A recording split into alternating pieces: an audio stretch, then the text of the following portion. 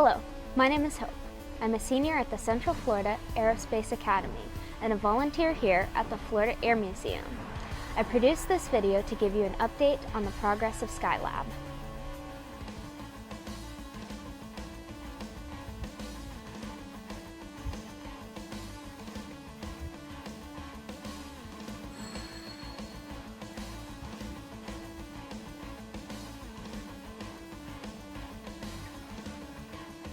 In this video, you'll meet plenty of other students who will explain this innovative STEM hub to you.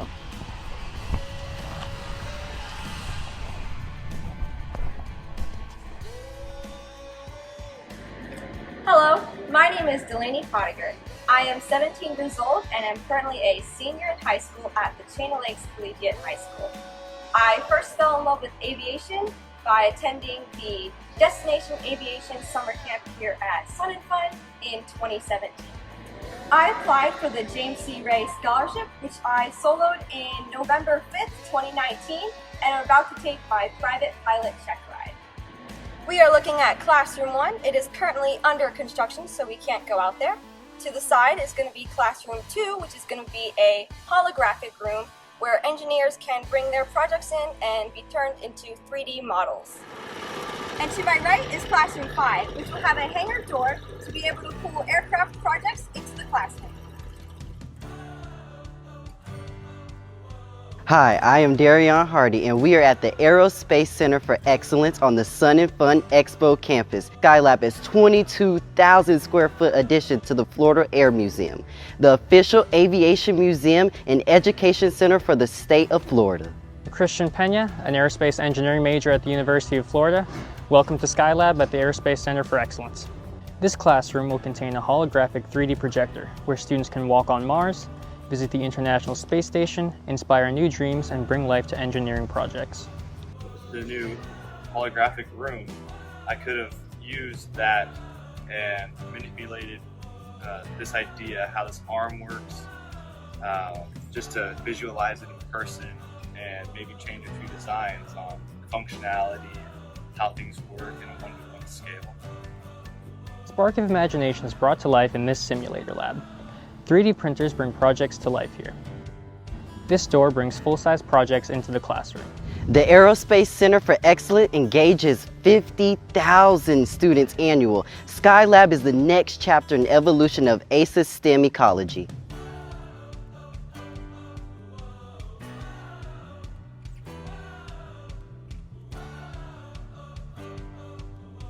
I envision students engaging in inquiry-based, hands-on workshops correlated to the next generation science standards with an emphasis on STEM learning and infused with aerospace content. Students leaving our classroom inspired and confident to pursue a career in a STEM and aerospace-related field.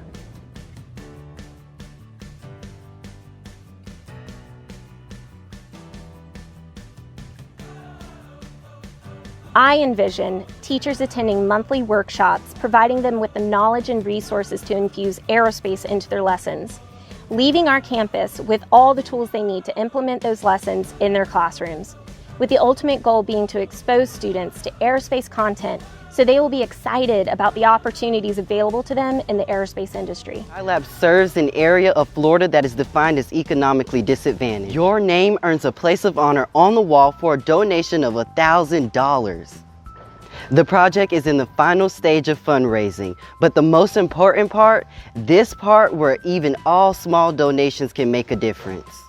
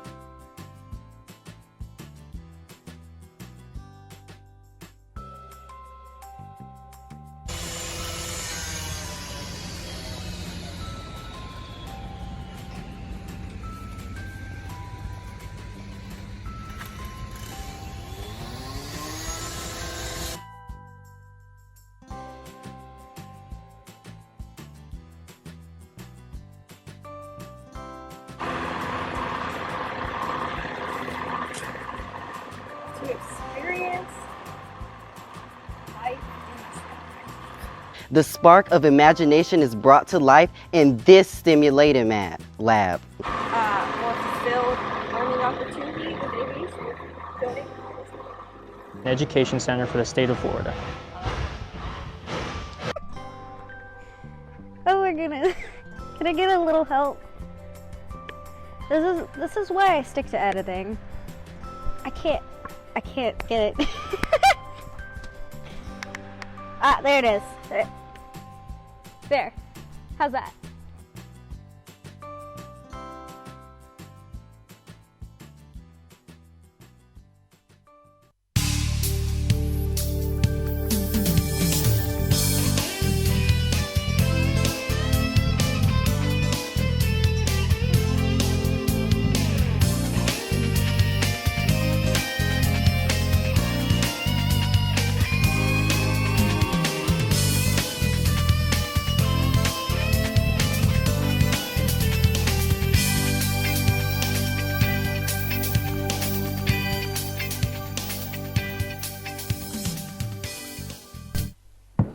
Hello everyone and welcome to Plane Time. I'm Ben Coleman, your host for Plane Time with the Florida Aviation Network, a project of the National Aviation Safety Foundation, coming to you from the studios in Orlando, Florida. It's always a pleasure to be in front of you, and I'm going to give you a safety briefing. In the event of an emergency, turn this off and get out wherever you're going. That's your safety briefing for the day. We try to have some fun here because we're full of volunteers. Everything is done here by volunteers. It's the spirit and the love and romance of aviation that brings us here. And the Florida Aviation Network concentrates on the safety message in aviation. Plane Time in particular tends to phone in on the maintenance aspects of aviation and the importance of maintenance.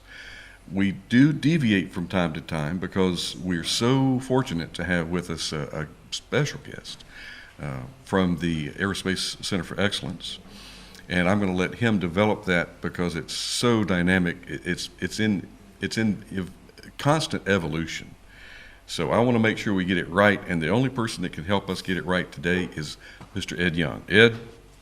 Hey, Ben. Welcome to Plane Time. Good morning. Ed, tell us a little bit about you and your, what is your role and function with the Aerospace Center for Excellence? Well, the Aerospace Center for Excellence is now the parent company for the Sun and Fun Expo, but we're also the parent company for the Florida Air Museum. We're a supporting organization for the Lakeland Aero Club, and so basically everything that's happening on the Sun and Fun campus, what we think of as the Sun and Fun campus, is actually under the jurisdiction of the Aerospace Center for Excellence. Again, share with me the relationship between Aerospace Center for Excellence and the former Florida Air Museum on the Sun and Fun campus in the Lakeland International Airport. Now, it used to be regional, now it's international. A lot of changes coming up. Well, probably the easiest way to explain the relationship between all of the organizations is that Sun and Fun serves as the fundraiser for all of the things that happen there at the Sun and Fun Expo campus, so the Aerospace Center for Excellence, the Florida Air Museum, and so forth. And so the analogy that we typically use is it's like the Heart Walk for the Heart Association. So Sun and Fun became so popular and it became profitable in what it did, promoting that aviation education message that is carried out through all of our other organizations. And again, ACE becoming the educational parent company for all of those things. So we have the Bueller Restoration Center. We actually own the Central Florida Aerospace Academy. It's rented from us by the Polk County Public Schools. The money that they give us for the rent is actually turned into scholarships for pilots, for AMT positions, for college scholarships, aerospace engineering scholarships. So it is very dynamic, and we've had just really awesome things happen around the airport with Draken. Being a adversary air force, we have had interns that have served there at all of the maintenance facilities across the airport, and we're starting a relationship with Amazon, and because Amazon has moved one of their regional logistics facilities there to the airport. So there is a lot going on at the airport, and the airport's master plan expands the runways and all the things that airport master plans do. Those will all have impacts on us, so it's been critical that we plan for the future. We plan so that we have Sun and Fun, our biggest fundraising activity, but we also have all of those other critical functions of the Aerospace Center for Excellence, all the educational aspects. Ed, you just put out about 10 pounds of information in a 5-pound bucket. I'm going to have to go and play this back to really fully absorb, because you live, eat, drink, and sleep this. A lot of dynamic activity going on. And you mentioned Amazon. We have, how many, 16 flights a day now coming in? It's not quite 16. There are between 8 and 10 operations a day, which that's takeoff and landing each counts as an operation. So not quite to that level.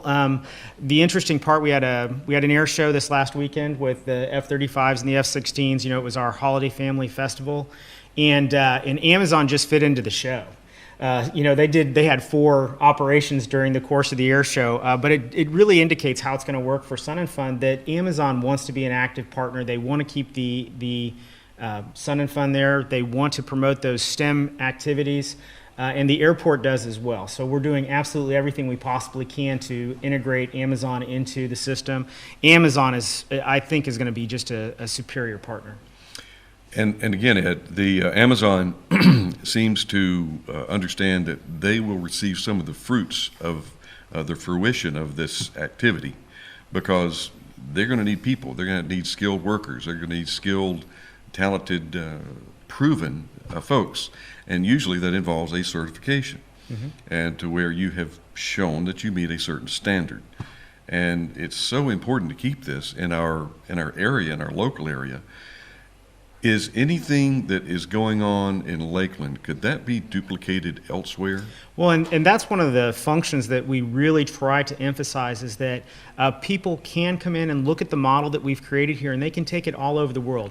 This last year we had folks, it was pre-COVID, but early on, we had Model Academies had their national meeting there. We also had folks from Hawaii.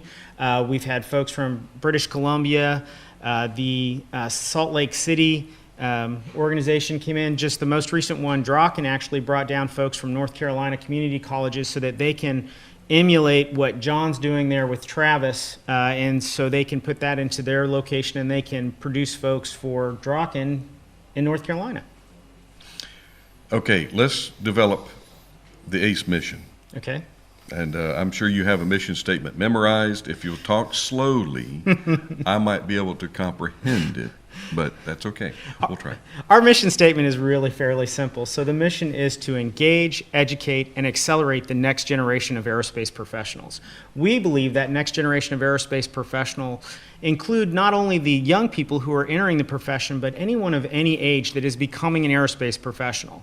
So it's not just limited to our folks in the high school. We have a high school on the campus. We have Travis on the campus. It's not just those folks, but it's anyone who's interested in entering the profession. We have a great working relationship with Polk State, a great relationship with Southeastern University, where we're developing programs that are a little unusual, like Polk State has a dispatch program, which is, I think Amazon's probably going to get more use out of the Polk State folks in that position than most of the others.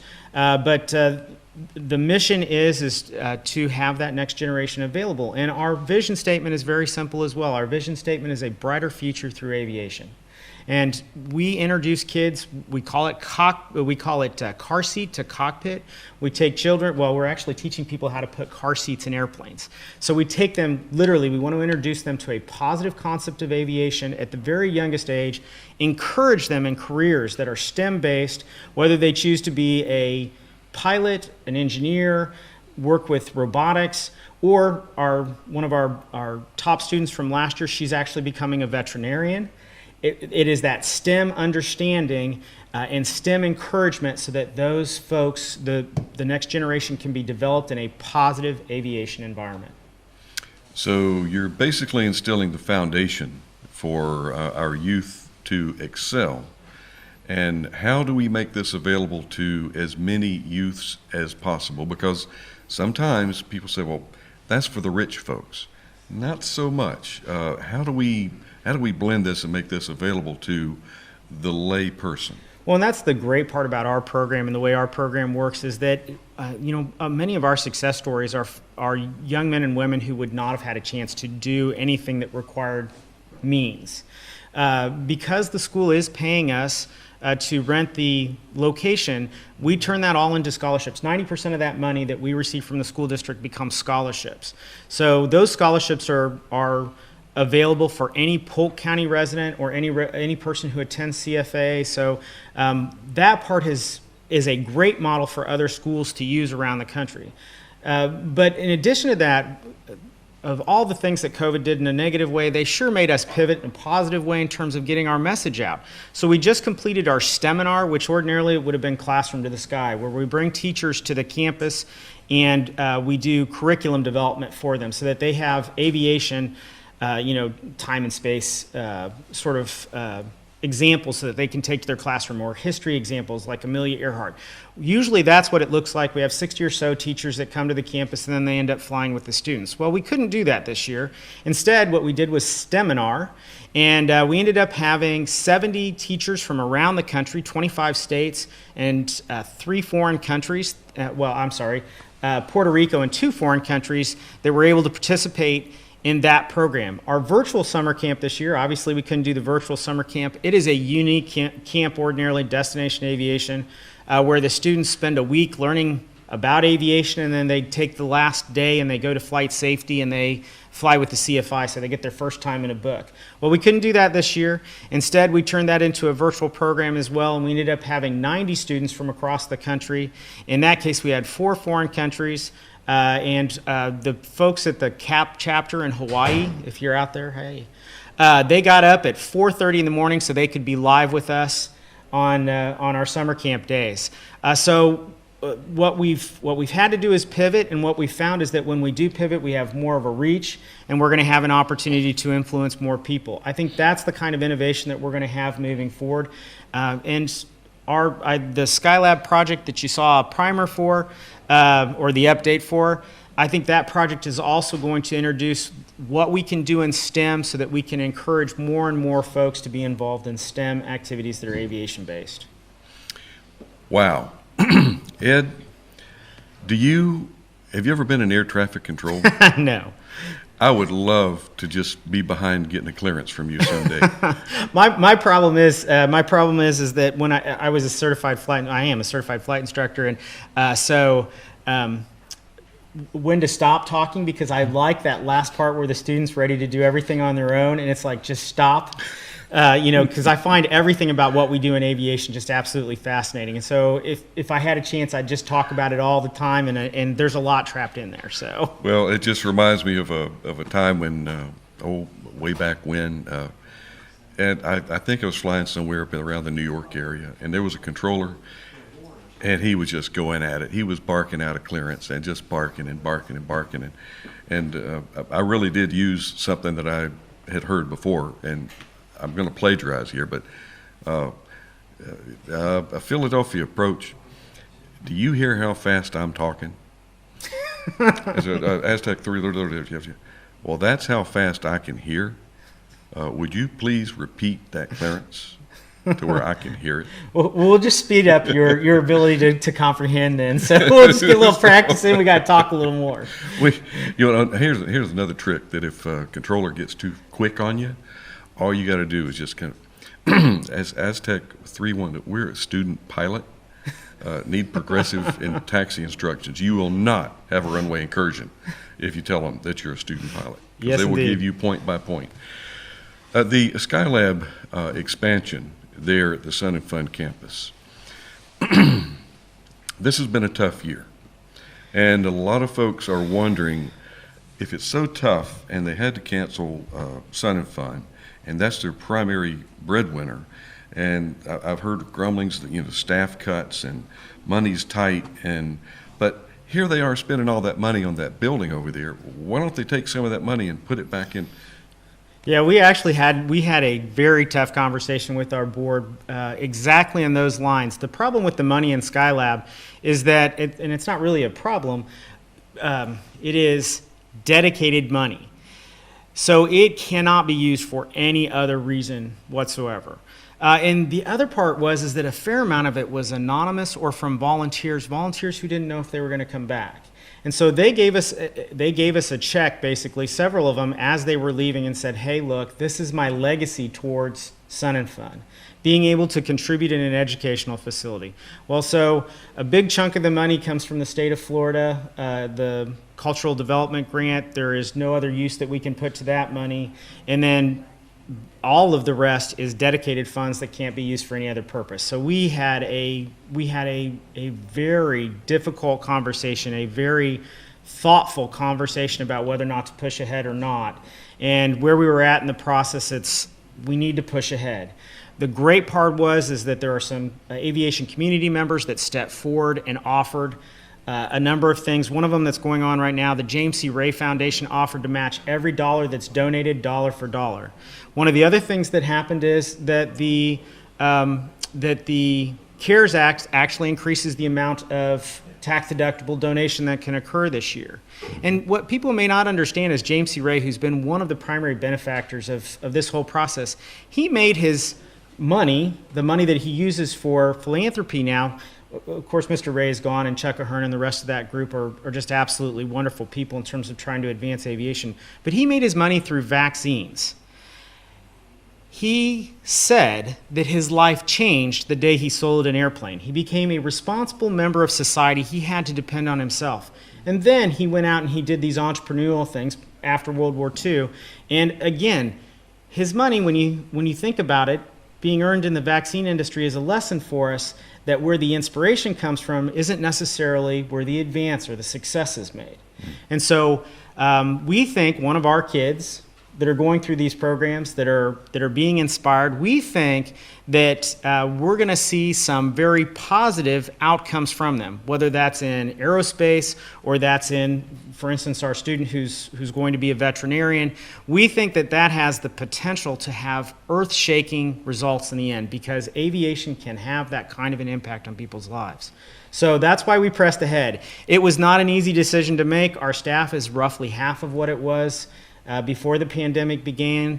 Many of those, there's some great stories in that. We had a couple of A&P mechanics that worked for us. They were in the A&P program. They graduated. They're now working as A&Ps. We had a few folks that we couldn't sustain the positions that they were serving. It has been very, very difficult. The reason we pressed ahead is because we didn't really have a choice, and we think we choose hope. Mm-hmm. We believe that we are going to make a difference, and one of our students is going to be the person that turns a corner, maybe not in this crisis, but in some other crisis. Ed, we've brought up in another, this is kind of a thread to a previous conversation, is the passion. And obviously I see an awful lot of passion you have in this industry and in your vocation.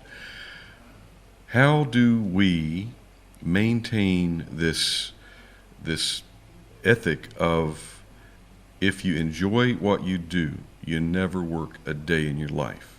So it's good for me to know that you're really not working right now.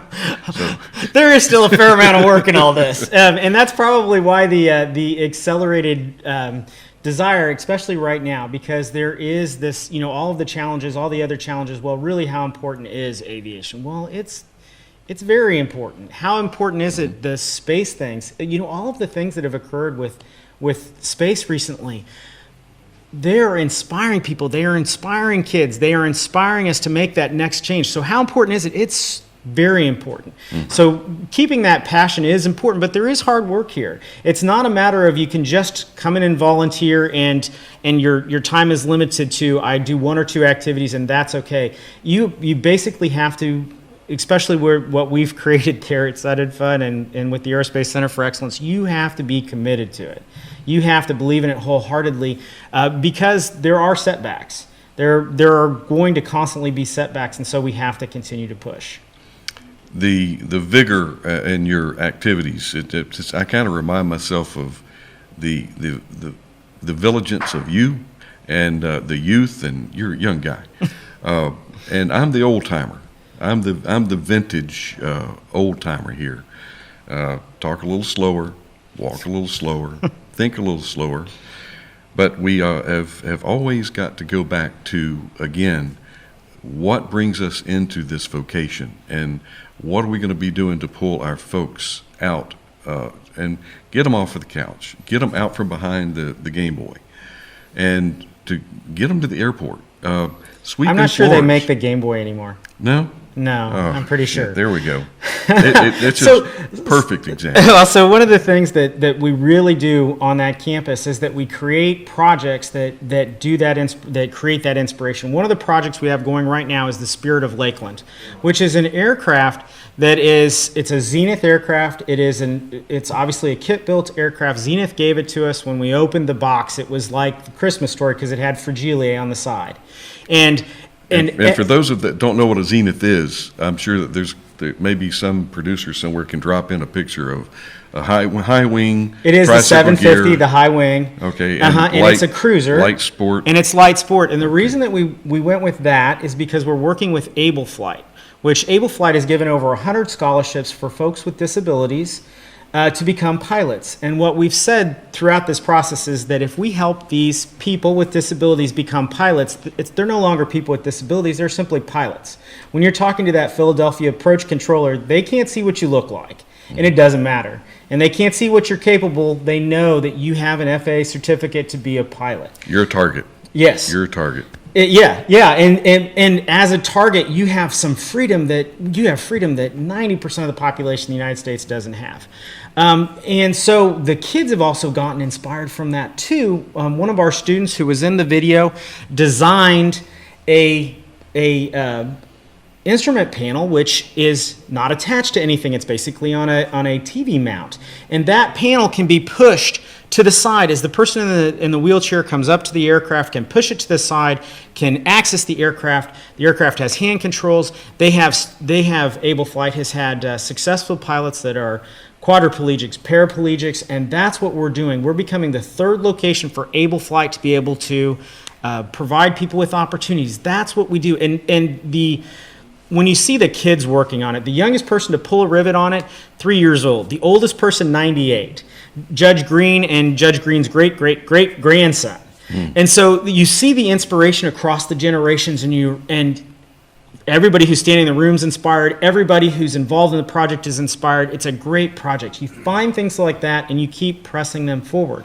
The great part about Able Flight is that we had the human resources director of Piper Aircraft, who hires all kinds of AMT kinds of folks, and we had her pull rivets. And she, after the 9th rivet, she said, "This is hard." And all I could think was, you hire people to do this every day, and you haven't pulled a rivet before. But she really enjoyed it, and she's like, "Wow, this gives me an understanding of what's going on." And we were doing it in a hangar with the door open. It was hot. It was all of the things about exactly how you would work in the working environment on the line in Piper. The maintenance manager was with her at the time, and you could just see him beaming from ear to ear too. You now understand the kind of people that we want to hire. We want to hire people that are interested in this project, that understand the product that we're producing needs to be safe, it needs to be reliable, it needs to be dependable, and they need to enjoy doing it. And so it's just every time we can introduce something like that, it was like our students who built the Redbird simulator. We sent 15-year-olds to Austin, Texas. They received the certification for the Redbird. They came back and they assembled a Redbird in our location. Nobody over the age of 18 touched a wrench, moved apart, or anything. Well, that kind of a program, which we've just replicated again, we certified 5 more students because we had to move we moved it into a new location at the Aero Club. We certified 5 new students. You're talking about, that is a professional level opportunity for someone who's 16, 17, 18 years old. Tell me that doesn't create a lifelong passion for doing it. The great part is you have the older folks who come back in. We have an instructor who's a retired flight safety instructor, and she's inspired because the kids put this thing together themselves. So who wants to be the first person in there to get their instruction? We have a competition for the kids in the Redbird. Who wants to be in there? The kids who put it together. She's inspired, they're inspired. We continue to develop this positive aspect of aviation. Ed, you'll be proud to know, and I was really kind of shocked to know, during not this past opportunity for Sun and Fun, but the previous Sun and Fun, 2018, I did take an opportunity to talk with some folks walking around the event, and where are you from? Oh, well, we're originally from Kansas, but we just moved here. Really? What brought you to Lakeland? Says, that big high school over there. So it is bringing people in here because they want their kids to be able to step up to this level of activity. And it was very encouraging. I mean, it wasn't just once. It was like 3 different folks that I stopped and just kind of got into their business a little bit to found out that they came here for this type of activity. Mm-hmm. So Ed, tell me, if you can come out of your shell just a little bit, tell me how important is it for safety in your operations? So that is it is the primary thing that we talk about every activity. We do safety briefings before and after so that we are conscious of safety and the safety aspects. We've done a couple of photo ops that were intentionally photo ops that had somebody without the glasses on or whatever. And the great part is that everybody looks at it and goes, okay, wait a second. That was a photo op. We need to do it right. We need to make sure that we're doing everything right, even in our outward appearance. We don't ever want to give the impression that we're operating in an unsafe environment. It is a function of professionalism. If you are involved in an aviation organization, Mike Z always tells the story that about shadowboxing the tools in the Aero Club and how important that is. But if you're involved in a professional organization, when you walk in that first day, if you have that safety mindset, if you turn to the person that you're working with and go, okay, well, where does this go back in terms of the box? Because we don't leave wrenches in airplanes. Oh, okay, I know this person is thinking about safety from the get-go. And so it provides a boost in the reputation and the credibility of the program that they're working in. And following the instructions, maintenance manuals, standards. And when's the last time you've been flying, Ed? Last Saturday. Okay. All right. Yep. I was going to get on to you if it had been more than a month because I know you're busy, but every now and then you got to. Let me give you the lesson from last Saturday too. We did the mag check, and the first time I did the mag check, it came back with a pretty big drop. Ooh. And so we did the mag check again. We tried to clear it out. We tried to clear it out. We ran back over to the ramp. We did a few more things. We're still having issues with the mag check. What equipment are we flying? It's Cessna 150. I mean, come on. Oh, cool. Favorite. We couldn't get the error cleared. We tied the thing back down. We said, look, we're breaking the accident chain right here. Understanding that the accident chain is a real thing is huge, and being willing to say, hey, look, it doesn't matter. Even if we were just going to do touch and goes, it's not like it's not a cross country flight. It's not high IFR. It's nothing. Even in a simple flight around the airport, you have to have the same safety protocol that you would if you're going to punch the clouds right away. Most vehicle traffic accidents happen within a half a mile of your home. Yeah. So just taking a little hop around the patch. And here at home, Melody and I are fortunate enough to have a little Citabria. We need to go flying sometime. Yeah. But I'll take it out just to exercise it. Let's just go around the patch one time. And I will admit, it was so casual and so comfortable flying out of your front yard that I got on the takeoff roll one time, and normally it's oil pressure, airspeed alive, and you go monitoring this, and then airspeed. Got no airspeed. Look out, left the cover on. Mm-hmm. Okay. All right. Good lesson. I just had brought the tail up. I was almost to flying speed. It was just, all right, new note to self. Always do a full and thorough pre-flight.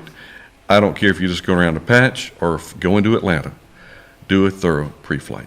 But I almost got caught up in that chain. And airspeed, you're supposed to have it, but I just did a test flight up in Atlanta and took off, and we didn't have any. Of course, the airplane had just been put back together, but it was no big deal. But for somebody that didn't have a lot of experience flying aircraft, seat of your pants, it could have been a big deal. They panic, and why do perfectly good swimmers drown? They panic. Mm-hmm. So it's a really good lesson for us all to keep in on the safety aspect of, safety. There's safety classes, your mechanics, your mag drop. The engine's talking to you. Mm-hmm. It's telling you something's not right. And there are people, and we know them, that will say, we've got one good one, one marginal. It'll be okay for this trip. No, it's not okay. Don't meet the standard. Tell me about your 150 flight, though. Well, it wasn't a flight. It's just funny that you were talking about that you need that old head talking, because when I, right pre-solo, back in Kansas, we chipped ice off the plane to go for a flight. And I look back now and I think, well, one, I wouldn't have that problem in Florida. But two, that was probably the dumbest thing in the world, because, the dynamics of ice and everything else with a flight like that. And I was very, very young in my career. Unfortunately, if you learn it by yourself when you're young in your career, you're probably it's probably more likely to result in something very bad happening, as opposed to learning it a little older in your career where you have a little bit more toolbox to work with. But the best idea is to just not have to get down into that toolbox of what we do when we're in a panic. Best lessons are hard learned. Best lessons are hard learned. Well, Ed, is there anything, as we're going to kind of wrap this up, and I'm going to go back and play back your interview so I can actually retain most of what you told me today. I knew we only had 22 minutes, man. We got to get this. I got a lot of stuff. We actually have 60 programs at the Aerospace Center for Excellence. We have 60 programs. Our staff is not built to handle 60 programs. So that's why there are so many things that are happening. We rely so much on our volunteers and our folks so we get early birds that come down. They're already here. They usually come down before Thanksgiving. They stay through the flying. They're not just working on maintenance around the campus to get ready for the show. They're also working in critical environments. I have an awesome early bird who's working in the museum right now without that person. They also opened the country store. They're just things that can only happen because you have people like what you have volunteering. So a big shout out to our volunteers, and if that's one thing I could leave you with, and the people out there, we have a place for you if you want to volunteer. Excellent. Ed, thank you so much for your time. And we're going to be looking for Janet's Planet. Go to our website and find out when the next Janet Planet event is going to be. Ben Coleman, your anchor host for Plane Time. We're going to see you next interview. Thanks.